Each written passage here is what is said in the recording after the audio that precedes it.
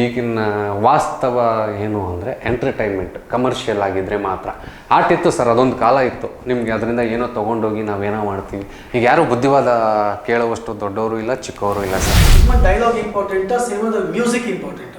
Sir ಅದು ಎರಡು ತಂದೆ ತಾಯಿ ಇದ್ದಂಗೆ ಸರ್. ಡೈಲಾಗ್ ಎಷ್ಟು ಚೆನ್ನಾಗಿ ಕೊಡ್ತೀವಿ ಅದಕ್ಕೆ ಬ್ಯಾಕ್ಗ್ರೌಂಡ್ ಮ್ಯೂಸಿಕ್ಕು ಅಷ್ಟೇ ಚೆನ್ನಾಗಿದೆ. ಯಾರಿಗೋ ಟಾಂಟ್ ಕೊಟ್ಬಿಟ್ಟು ನಾನು ಯಾರಿಗೋ ಬೇಜಾರು ಮಾಡಿ ನಾನು ಅದರಿಂದ ಹೊಟ್ಟೆ ತುಂಬಿಸ್ಕೊಳೋದು ಅದು ತಪ್ಪು ಸರ್. ನಿನ್ನ ಕೆಲಸ ನೀನು ನಿಯತ್ತಾಗಿ ಮಾಡೋ, ನಿನಗಿರೋ ಫಾಲೋವರ್ಸ್ ನಿನಗಿರ್ತಾರೆ, ಅವ್ರಿಗಿರೋ ಫಾಲೋವರ್ಸ್ ಅವ್ರಿಗಿರ್ತಾರೆ ಸರ್, ಅಷ್ಟೇ ಹೇಳಿ ಸರ್. ಸಿನಿಮಾ ಇಂಡಸ್ಟ್ರಿಗೆ ನಾನು ಏನನ್ನೂ ಕೊಡೋಕ್ಕೆ ಬಂದಿಲ್ಲ, ಏನನ್ನೂ ತೊಗೊಳಕ್ಕೂ ಬಂದಿಲ್ಲ ಸರ್. ಒಬ್ಬ ಒಳ್ಳೆ ಮನುಷ್ಯ ಆಗಬೇಕು. ನಾನು ಇತಿಹಾಸನ ಸೃಷ್ಟಿ ಮಾಡಬೇಕು ಅಂತ ಬಂದವನಲ್ಲ. ಇತಿಹಾಸದ ಪುಟದಲ್ಲಿ ನಾನೊಂದು ಚಿಕ್ಕಿನೋ ಅಥವಾ ಕಾಮ ಆಗಬೇಕು ಅಂತ ಬಂದವನು. ಇಲ್ಲಿ ಸಿನಿಮಾ ಯಾಕೆ ನೋಡೋಕ್ಕೆ ಬರಬೇಕು ಅನ್ನೋದಕ್ಕಿಂತ ಹೆಚ್ಚಾಗಿ ಬದುಕು ಈಗ ಜೀವನ ಹೆಂಗಾಗ್ಬಿಟ್ಟಿದೆ ಅಂದರೆ ಎಲ್ಲ ಸ್ಪೀಡು ಸರ್. ಟಪ ಟಪ ಟಪ ಟಪ ಹೊಟ್ಟೋಗ್ತಾ ಇದೆ ನಿಮಗೆ. ಒಂದು ರಿಲ್ಯಾಕ್ಸ್ ಮೋಡು, ಇನ್ನೊಂದು ಅಟ್ಲೀಸ್ಟ್ ನಾವು ಸಿನಿಮಾ ನೋಡಿದ್ರೆ ಒಂದು ಖುಷಿ ಆಗುತ್ತೆ, ಒಂದು ಎಂಟರ್ಟೈನ್ಮೆಂಟ್ ಸಿಗುತ್ತೆ. 2 ವೀಕ್ ಹೌಸ್ಫುಲ್ ಆಯಿತು ಅಂದರೆ ಸರ್ OTTನೂ ತಗೋತಾರೆ, TV ರೈಟ್ಸು ತೊಗೋತಾರೆ, ಡಬ್ಬಿಂಗ್ ರೈಟ್ಸು ತೊಗೋತಾರೆ ಸರ್. ನಾವು ಅದನ್ನ ಆಮಿಷಗಳನ್ನು ಒಡ್ಬೋದೇ ಹೊರತು ಯಾರು ದಡ್ಡರಲ್ಲ ಸರ್. ನಿರ್ಮಾಪಕರು ದಡ್ಡರಲ್ಲ, ಅವ್ರಿಗೆ ಗೊತ್ತಿರುತ್ತೆ.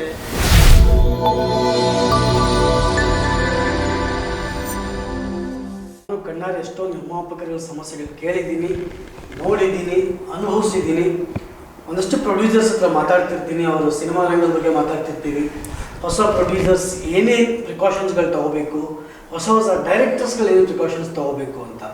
ಸೊ ಅದೇ ರೀತಿ ನಾನು ನಿಮಗೆ ಇನ್ನೊಂದು ಪ್ರಶ್ನೆ ಇಡ್ತಿದ್ದೀನಿ. ಹೇಳಿ ಸರ್. ಚಿತ್ರರಂಗಕ್ಕೆ ಬರ್ತಿರುವಂಥ ಹೊಸ ನಿರ್ದೇಶಕರಿಗೆ ಚಿಕ್ಕದಾಗಿ ಒಂದು ಸಲಹೆ ಕೊಡೋದಾದರೆ ಏನು ಕೊಡ್ತೀರಿ ಸರ್? ಸಲಹೆ ಕೊಡೋವಷ್ಟು ದೊಡ್ಡವನಲ್ಲ ಸರ್ ನಾನು. ಈಗ ಪ್ರಸಾದ್ ನೀಲ್ ಸರ್ನೇ ತೊಗೊಳ್ಳಿ ಸರ್.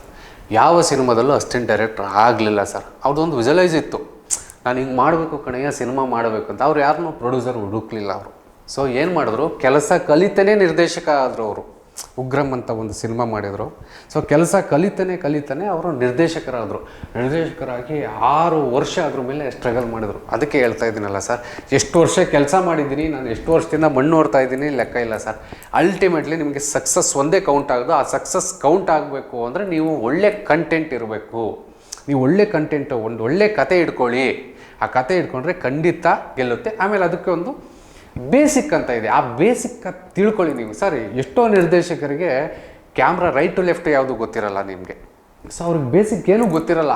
ಅವ್ನು ಯಾರೋ ಕ್ಯಾಮ್ರಾಮನ್ ಮಾಡ್ತಾರೆ, ಇವ್ರು ಯಾರೋ ಅಸಿಸ್ಟೆಂಟ್ಗಳು ಮಾಡ್ತಾರೆ, ಆಯ್ತೇನಾ. ಆ ಕ್ಯಾಪ್ ಬಂದ ತಕ್ಷಣ, ನಿರ್ದೇಶಕನ ಕ್ಯಾಪ್ ಬಂದ ತಕ್ಷಣ ಅವ್ರ ಆ್ಯಟಿಟ್ಯೂಡ್ ನೋಡಬೇಕು ಸರ್. ಆ್ಯಟಿಟ್ಯೂಡ್ನ ನೋಡೋಕ್ಕೆ ಈ ಪೊಲೀಸ್ ಕ್ಯಾಪ್ ಹಾಕಿ ತೆಗಿ ತೆಗಿ ತೆಗಿ ತೆಗಿ ಅನ್ನುತ್ತಲ್ಲ ಈ ಥರ ಸರ್. ಎಲ್ಲರೂ ಹಂಗೆ ಅಂತ ಹೇಳೋಕ್ಕಾಗಲ್ಲ ಸರ್. ನಾನು ಹೇಳ್ತಾ ಇರೋದು ಸರ್, ಹೂವಿನ ಜೊತೆ ನಾರು ಸ್ವರ್ಗ ಸೇರ್ತು ಅನ್ನೋಂಗೆ ಕೆಟ್ಟ ಹೂವು ಇರ್ತವೆ, ಒಳ್ಳೆ ಹೂವು ಇರ್ತವೆ. ಕೆಲವೊಂದು ಹೂವುಗಳು ದೇವರ ಪಾದಕ್ಕೆ ಹೋಗಿ ಸೇರುತ್ತೆ, ಕೆಲವೊಂದು ಹೂವು ತಲೆಯ ಮುಡಿಗೆ ಹೋಗಿ ಸೇರುತ್ತೆ. ನಿಮಗೆ ನೀವು ಆದಷ್ಟು ದೇವರ ಪಾದಕ್ಕೆ ಸೇರೋಕ್ಕೆ ಹೂಗಳಾಗಿ ಅಂತ ನನ್ನ ಆಸೆ ಅಷ್ಟೇ. ಖಂಡಿತ ಸರ್. ಒಂದಷ್ಟು ರ್ಯಾಪಿಡ್ ಫೈರ್ ಕ್ವಶನ್ಸ್ ಇರುತ್ತೆ. ಆಗ್ಬೋದು ಸರ್. ಕತೆನಾ ಹೀರೋನಾ ಸರ್? ಕತೆ. ಹೀರೋನಾ ಪ್ರೊಡ್ಯೂಸರಾ? ನಿರ್ಮಾಪಕ ಸರ್. ನಿರ್ಮಾಪಕನ ಹೀರೋಯಿನ? ನಿರ್ಮಾಪಕ ಸರ್. ಆ್ಯಡ್ ಸಿನಿಮಾನ ಕಮರ್ಷಿಯಲ್ ಸಿನಿಮಾನ? Commercial sir. ಯಾಕೆ ಸರ್? ಈಗಿನ ವಾಸ್ತವ ಏನು ಅಂದರೆ ಎಂಟರ್ಟೈನ್ಮೆಂಟ್ ಕಮರ್ಷಿಯಲ್ ಆಗಿದ್ದರೆ ಮಾತ್ರ. ಆರ್ಟ್ ಇತ್ತು ಸರ್, ಅದೊಂದು ಕಾಲ ಇತ್ತು. ನಿಮಗೆ ಅದರಿಂದ ಏನೋ ತೊಗೊಂಡೋಗಿ ನಾವೇನೋ ಮಾಡ್ತೀವಿ. ಈಗ ಯಾರು ಬುದ್ಧಿವಾದ ಕೇಳುವಷ್ಟು ದೊಡ್ಡವರು ಇಲ್ಲ, ಚಿಕ್ಕವರು ಇಲ್ಲ ಸರ್. ಅವ್ರದ್ದೇ ಆದೊಂದು ಬುದ್ಧಿವಂತಿಕೆ ಇದೆ. ಹಾಗಾಗಿ ಕಮರ್ಷಿಯಲ್ ಸರ್. ಆ ಪ್ರೆಸೆಂಟಿಗೆ ನನಗೆ ಓಕೆ ಆಗಬೇಕು, ಇಷ್ಟ ಆಗಬೇಕು ಅಷ್ಟೇ ಸರ್. ವ್ಯಕ್ತಿ ಆಗಲಿ, ವಸ್ತು ಆಗಲಿ. ಸಿನಿಮಾ ಡೈಲಾಗ್ ಇಂಪಾರ್ಟೆಂಟಾ, ಸಿನಿಮಾದ ಮ್ಯೂಸಿಕ್ ಇಂಪಾರ್ಟೆಂಟಾ? ಸರ್ ಅದು ಎರಡು ತಂದೆ ತಾಯಿ ಇದ್ದಂಗೆ ಸರ್. ಡೈಲಾಗ್ ಎಷ್ಟು ಚೆನ್ನಾಗಿ ಕೊಡ್ತೀವಿ ಅದಕ್ಕೆ ಬ್ಯಾಕ್ಗ್ರೌಂಡ್ ಮ್ಯೂಸಿಕ್ಕು ಅಷ್ಟೇ ಚೆನ್ನಾಗಿರುತ್ತೆ ಸರ್. ಕೆಲವೊಂದು ಸಿನಿಮಾಗಳು ಬ್ಯಾಕ್ಗ್ರೌಂಡಲ್ಲೇ ಗೆದ್ದಿರೋದುಂಟು, ಕೆಲವೊಂದು ಸಿನಿಮಾಗಳು ಡೈಲಾಗಲ್ಲೇ ಗೆದ್ದಿರೋದುಂಟು. ಅದಕ್ಕೆ ಉದಾಹರಣೆ ಗುರುಪ್ರಸಾದ್ ಅವರೇ ಇದ್ದಾರೆ. ಒಂದಷ್ಟು ಸ್ಟಾರ್ ಸಿನಿಮಾಗಳಲ್ಲಿ ಯಾರನ್ನೋ ಟಾಂಟ್ ಮಾಡೋಂಥ ಡೈಲಾಗ್ಸ್ಗಳಿರುತ್ತೆ, ಅದು ಒಳ್ಳೇದೇ ಕೆಟ್ಟದ್ದ ಸರ್? ಕೆಟ್ಟದ್ದು ಸರ್. ಯಾವತ್ತೂ ನಿಮಗೆ ಪಾಸಿಟಿವ್ ಆಗಿ ಹೋಗ್ಬೇಕು ಅಂತೀನಿ ಸರ್. ಯಾರಿಗೋ ಟಾಂಟ್ ಕೊಟ್ಬಿಟ್ಟು ನಾನು ಯಾರಿಗೋ ಬೇಜಾರು ಮಾಡಿ ನಾನು ಅದರಿಂದ ಹೊಟ್ಟೆ ತುಂಬಿಸ್ಕೊಳೋದು ಅದು ತಪ್ಪು ಸರ್. ನಿನ್ನ ಕೆಲಸ ನೀನು ನಿಯತ್ತಾಗಿ ಮಾಡೋ, ನಿನಗಿರೋ ಫಾಲೋವರ್ಸ್ ನಿನಗಿರ್ತಾರೆ, ಅವ್ರಿಗಿರೋ ಫಾಲೋವರ್ಸ್ ಅವ್ರಿಗಿರ್ತಾರೆ ಸರ್, ಅಷ್ಟೇ ಹೇಳೋದು ನಾನು. ಹಳೆ ಸಾಹಿತ್ಯನ ಹೊಸ ಸಾಹಿತ್ಯನ? ಸರ್ ಸಾಹಿತ್ಯ ಹಳೇದು ವಸ್ತು ಅಂತ ಏನಿಲ್ಲ ಸರ್. ನಮ್ಮ ಬರವಣಿಗೆ ಮೇಲೆ ಹೋಗಿರುತ್ತೆ ಅದು. ಇವತ್ತು ತುಂಬ ಚೆನ್ನಾಗಿ ಸಾಹಿತ್ಯಗಳು ಬರ್ತಾ ಇದೆ, ಅವತ್ತೂ ಬರ್ತಾ ಇದೆ, ಮುಂದೆನೂ ಬರುತ್ತೆ ಸರ್. ಅದು ಬರವಣಿಗೆ ಮೇಲೆ ಹೋಗುತ್ತೆ ನಿಮಗೆ ಒಬ್ಬ ಸಾಹಿತ್ಯ ಆಗಿ. ಸಿನಿಮಾ ಇಂಡಸ್ಟ್ರಿಗೆ ನೀವೇನು ಕೊಟ್ಟಿದ್ದೀರಾ ಅಥವಾ ಇಂಡಸ್ಟ್ರಿಯಿಂದ ನೀವೇನು ಅಪೇಕ್ಷೆ ಪಡ್ತೀರಾ? ಸರ್ ಸಿನಿಮಾ ಇಂಡಸ್ಟ್ರಿಗೆ ನಾನು ಏನನ್ನೂ ಕೊಡೋಕ್ಕೆ ಬಂದಿಲ್ಲ, ಏನನ್ನು ತೊಗೊಳಕ್ಕೂ ಬಂದಿಲ್ಲ ಸರ್. ಒಬ್ಬ ಒಳ್ಳೆ ಮನುಷ್ಯ ಆಗಬೇಕು. ನಾನು ಇತಿಹಾಸನ ಸೃಷ್ಟಿ ಮಾಡಬೇಕು ಅಂತ ಬಂದವನಲ್ಲ. ಇತಿಹಾಸದ ಪುಟದಲ್ಲಿ ನಾನೊಂದು ಚಿಕ್ಕಿನೋ ಅಥವಾ ಕಾಮ ಆಗಬೇಕು ಅಂತ ಬಂದವನು.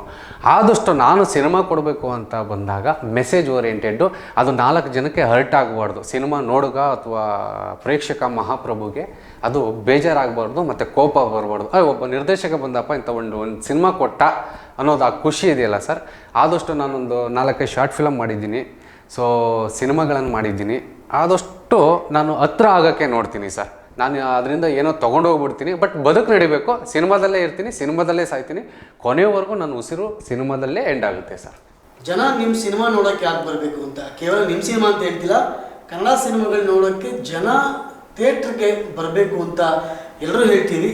ಯಾಕೆ ಬರಬೇಕು ಸರ್? ಇಲ್ಲಿ ಸಿನಿಮಾ ಯಾಕೆ ನೋಡೋಕ್ಕೆ ಬರಬೇಕು ಅನ್ನೋದಕ್ಕಿಂತ ಹೆಚ್ಚಾಗಿ ಬದುಕು ಈಗ ಜೀವನ ಹೆಂಗಾಗ್ಬಿಟ್ಟಿದೆ ಅಂದರೆ ಎಲ್ಲ ಸ್ಪೀಡು ಸರ್. ಟಪ ಟಪ ಟಪ ಟಪ ಹೊಟ್ಟೋಗ್ತಾ ಇದೆ. ನಿಮಗೆ ಒಂದು ರಿಲ್ಯಾಕ್ಸ್ ಮೂಡು, ಇನ್ನೊಂದು ಅಟ್ಲೀಸ್ಟ್ ನಾವು ಸಿನಿಮಾ ನೋಡಿದ್ರೆ ಒಂದು ಖುಷಿ ಆಗುತ್ತೆ, ಒಂದು ಎಂಟರ್ಟೈನ್ಮೆಂಟ್ ಸಿಗುತ್ತೆ. ಈಗ ನನ್ನ ಕಾಮಧೇನು ಯಾಕೆ ನೋಡಬೇಕು ಅಂತ ಹೇಳಿದ್ರೆ ಅದಕ್ಕೊಂದು ನಾನೊಂದು ಮೆಸೇಜ್ ಇಟ್ಟಿದ್ದೀನಿ ಸರ್. ಅದನ್ನು ಸ್ವೀಕಾರ ಮಾಡ್ತಾರೋ ಸ್ವೀಕಾರ ಮಾಡಲ್ಲೋ ಅದು ಸೆಕೆಂಡರಿ. ಸೊ ನನ್ನ ಸಿನಿಮಾದಲ್ಲಿ ಒಂದು ಮೆಸೇಜ್ ಇಟ್ಟಿದ್ದೀನಿ. ಏನು? ಗೋಗಳು ನಮ್ಮ ತಾಯಿ ಇದ್ದಂಗೆ, ಗೋಮಾತೆ ನನ್ನ ಅಮ್ಮ ಇದ್ದಂಗೆ. ಸೊ ಅದುಗಳನ್ನು ನೋಡಿ, ನೀವು ಪ್ರಾಣಿ ಹಿಂಸೆ ಮಾಡಬೇಡಿ, ಮಹಾಪಾಪ. ಅದನ್ನು ಆ ಮಕ್ಕಳು ಮುಖಾಂತರ ನಾನು ತೋರ್ಸೋಕೆ ಹೋಗಿದ್ದೀನಿ. ನನ್ನ ಸಿನಿಮಾನ ನೀವು ಬಂದು ನೋಡ್ಬೋದು. ಅದು ನಿಮಗೆ ಇಷ್ಟ ಆಗುತ್ತೆ, ಮತ್ತು ಚೆನ್ನಾಗೂ ಇದೆ. ನಿಮ್ಮ ಕಾಮಧೇನು ಸಿನಿಮಾಗೆ ಒಳ್ಳೆಯದಾಗಲಿ, ಪ್ರೇಕ್ಷಕ ಮಹಾಪ್ರಭು ಕೈ ಹಿಡೀಲಿ, ಸಾಧ್ಯವಾದಷ್ಟು.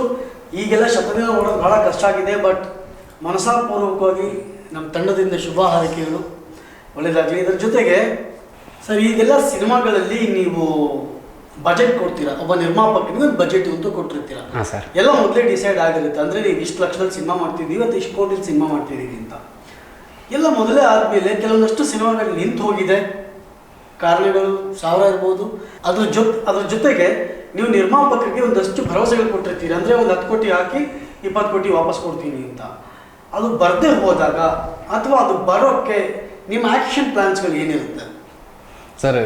ಅದು ನಿಮಗೆ ಒಂದು 4 ವರ್ಷದಿಂದ ಇತ್ತು ಸರ್. ನೀವು ಹೇಳೋದು ಎಲ್ಲವೂ ಇತ್ತು. ಒಂದು ಟೈಮಲ್ಲಿ ಏನಾಗಿತ್ತು ಅಂದರೆ 2010-9ರಲ್ಲಿ ಏನಿತ್ತು ಅಂದರೆ, ಒಂದು ಹೊಸ ಸಿನಿಮಾ ಪೂಜೆ ಮಾಡಿದ್ರು ಚಾನಲಿಂದ ಬಂದು ಅಡ್ವಾನ್ಸ್ ಕೊಡೋರು ಸಿನಿಮಾಗಳಿಗೆ. ಸೊ ಕಾಲಕ್ರಮೇಣ ಹೇಗಾಯಿತು ಅಂದರೆ, ಚಾನಲ್ಗಳಿಗೆ ಸಿನಿಮಾನೇ ತೊಗೊಳಕ್ಕಿಲ್ಲ, ಆಗ ನಿಲ್ಲಿಸಿದ್ರು ನಿಮಗೆ.